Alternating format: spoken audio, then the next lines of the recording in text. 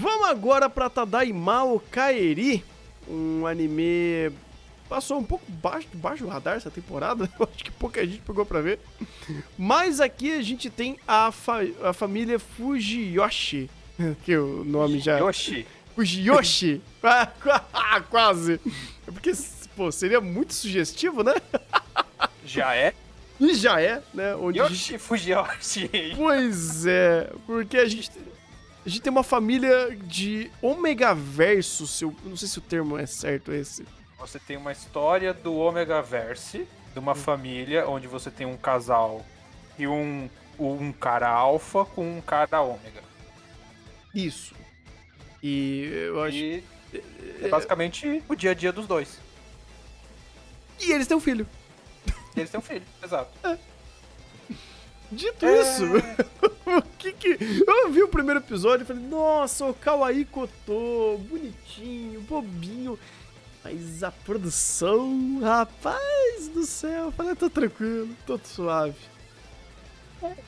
Bem, a produção é bem dura.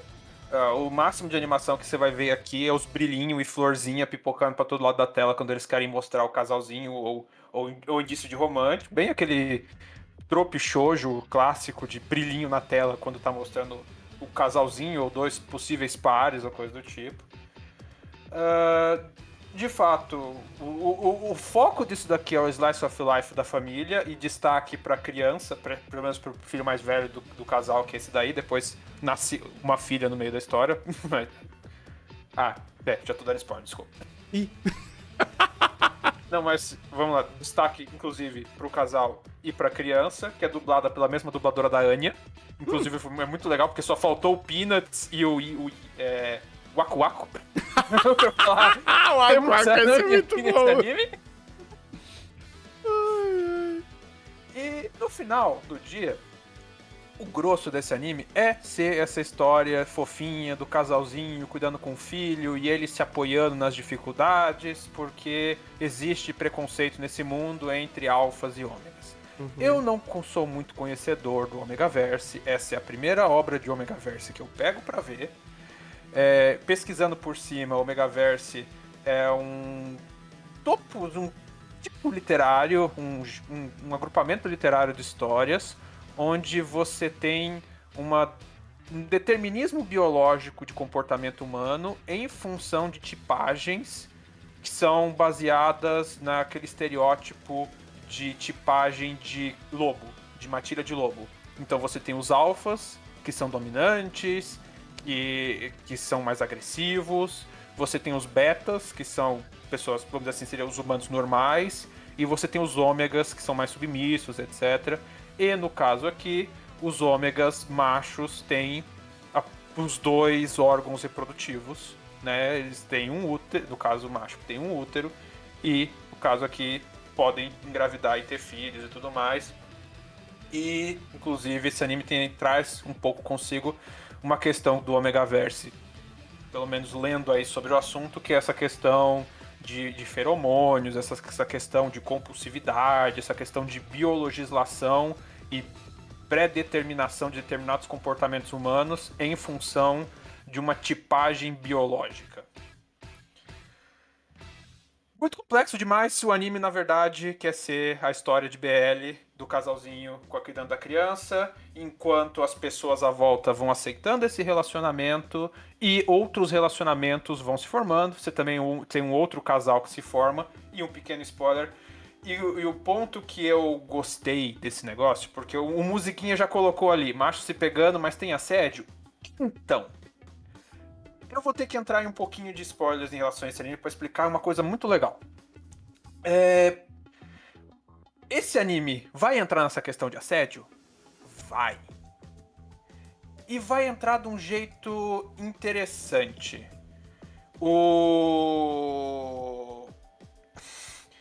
Dentro dessa dinâmica de Omegaverse que ele quer colocar, essa pré-determinação biológica de comportamento, ele coloca que em questão de feromônios, existe quase que um impulso animalesco de alfas atacarem sexualmente ômegas.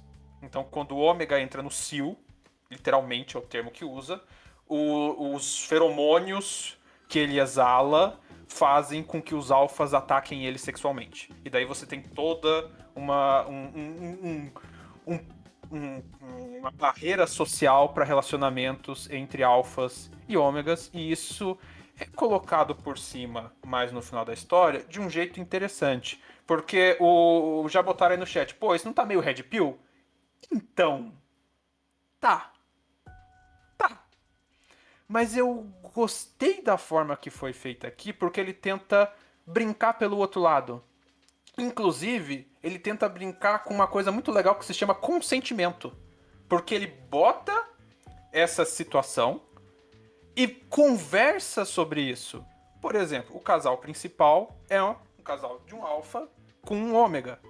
O ômega, inclusive, tem uma marca muito clara de posse do alfa. Quem viu o primeiro episódio já viu a marca no pescoço do cara.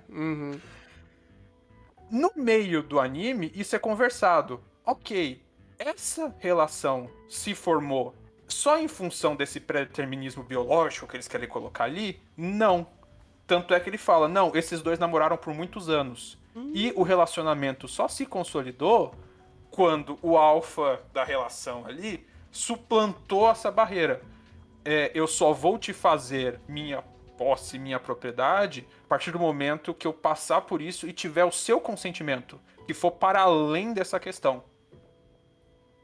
E eles até começam a conversar um pouco sobre isso, conversar um pouco sobre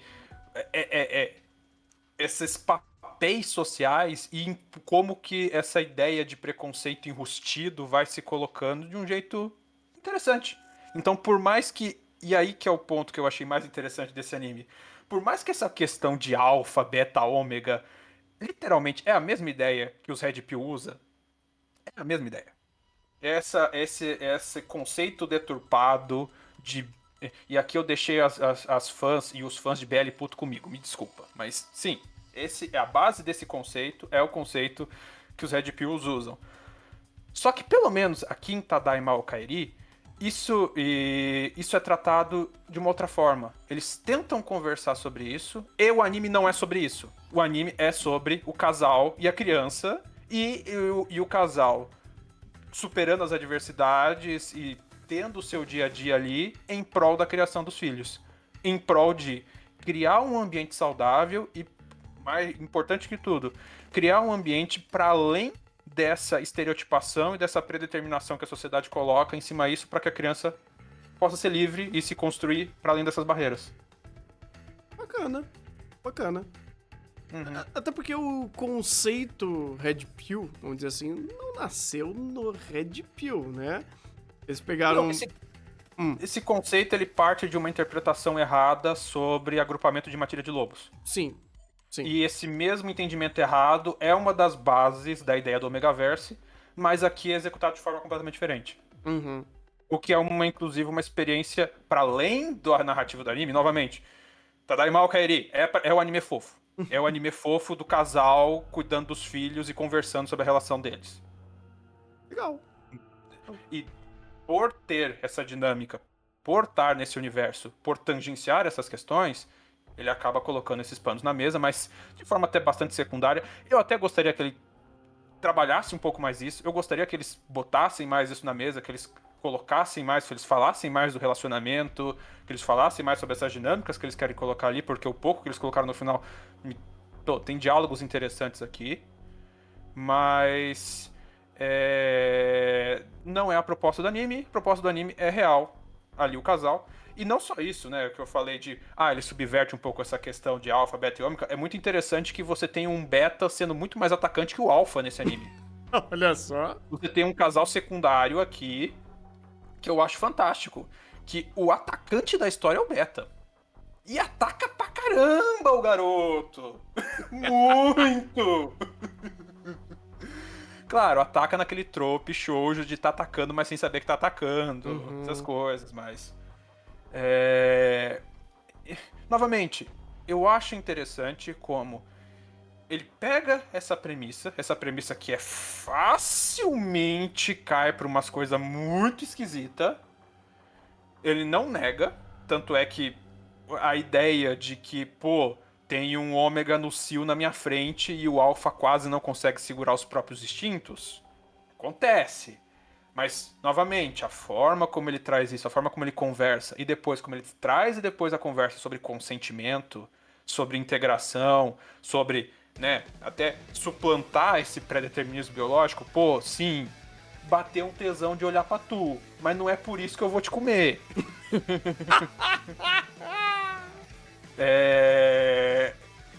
É uma história genuinamente interessante. E por mais que eu não seja o público-alvo, por mais que de fato não me apeteceu muito a cena dos boys pegando, apesar que houveram bem poucas. Pra quem se incomoda muito com isso, esse anime tem bem pouca cena disso. É mais uma insinuação de casais ali, tipo. É o mesmo nível que você veria em um anime de romance soft, só que em vez de ter uma mulher e um homem, você tem dois homens. Um deles, inclusive, é uma baita estereotipação de uma mulher. Inclusive em todos os tropes. É dona de casa, cuida dos filhos. Até na estereotipação dos filhos você percebe a contraparte masculina, a contraparte feminina, sem entrar em muitos spoilers. Uhum. E é basicamente isso. Eu acho que é um sólido 7. Caramba. Um sólido 7. Olha só que a produção capenga do jeito que foi. Olha, parabéns, né? Tem conversas legais. De novo, gostaria que ele se aprofundasse mais, gostaria que ele desenvolvesse mais, mas não é a proposta da obra. A proposta da obra é ser o casal, se envolve bem, consegue tangenciar temas interessantes dentro desse universo, dentro dessa proposta de universo mais espinhosa. Eu não sou versado em Omegaverse, de novo, essa primeira obra que eu vi, e o que eu peguei pra conhecer do que eu falei são coisas, são textos, são reviews que eu fui pegando pra tentar entender o que é esse universo. Então, por favor, pessoas que acompanham esse tipo de universo, que gostam de BL, não me matem. Inclusive, se tiver coisas aí pra corrigir, por favor, coloquem nos comentários, que daí o próximo que eu pegar pra ver, a gente toma mais cuidado.